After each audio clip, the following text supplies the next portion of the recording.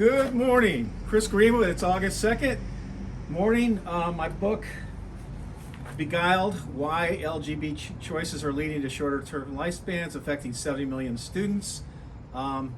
Just published 2 days ago. I'll bring and show you the cover here. So it's live on Amazon. It's available for $4 for download for an ebook and $12 for a print copy. I just want to share with you some findings on what we found out.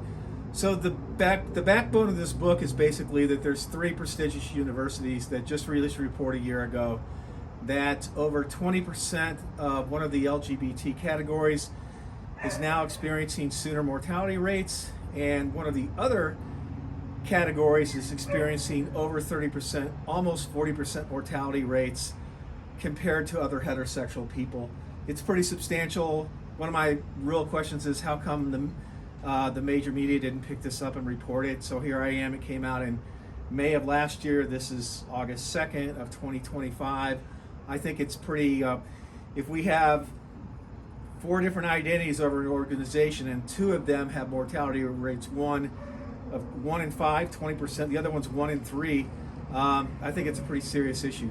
So if you want to find out which ones, buy the book. I'm going to get into some more of this, but what's really happened is in the past 13 years, from 2012 to now 2025, is that people selecting LGBT identities increased from 1 in 7 to 1 in 5 by 2020, and then they doubled in that period, and then they tripled from 2020 to 2025. So now it's 1 in 4. So basically 23%, or just under 25% of all Gen Z, if you will, are selecting LGBT identities. And the concern is, and one of my editors found out as we were beginning to put all the work together in summary, is that this is 2025.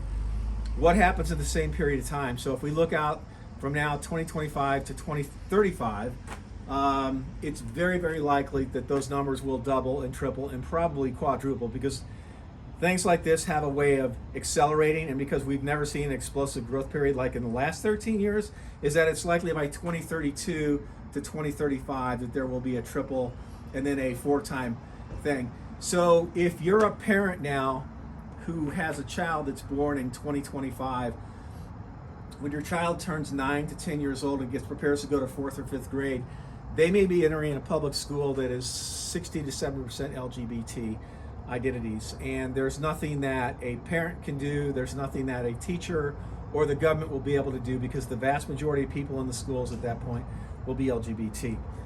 How we got this far in such a short period of time is bewildering. It's kind of ridiculous. But I've found some common themes in the book here, and I'm going to go over, and I'll have some other videos. But there's a very common theme. That one of the biggest things is that during COVID, especially with women, that they were spending increasing amounts of time on the internet, and particularly liberal women were watching more pornography. They were watching women kissing and things like that. And that's when things noticeably began to be an uptick, because that's when they tripled, because it had doubled from 2012 to 2020, and then they tripled in 5 years from 2020 to, so we all know, 2025, we all know that the social media does have a multiplying effect, but we just hadn't seen that. So part of what my book does is going back and look at when did this begin, which is just the 1960s and 1970s, is that we also have a group of people, the feminists, that began to, what I say, kick in the doors for the LGBT. And there's a theme, liberal, with them, and there's a theme 50 years later.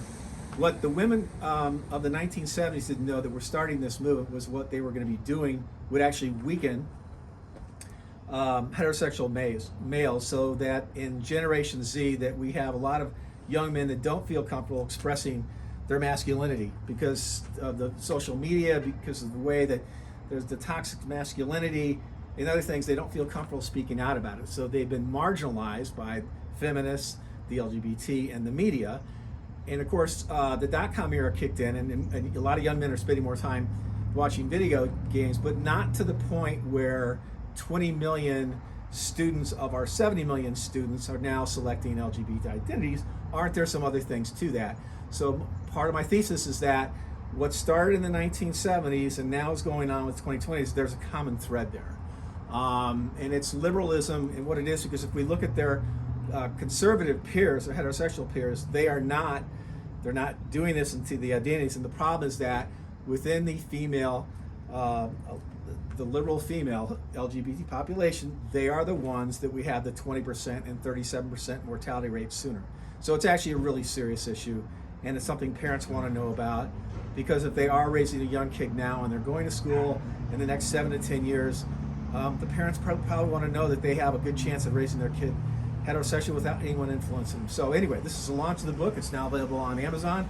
I'm going to shoot a couple other videos. I'm getting in touch with the president, the vice president.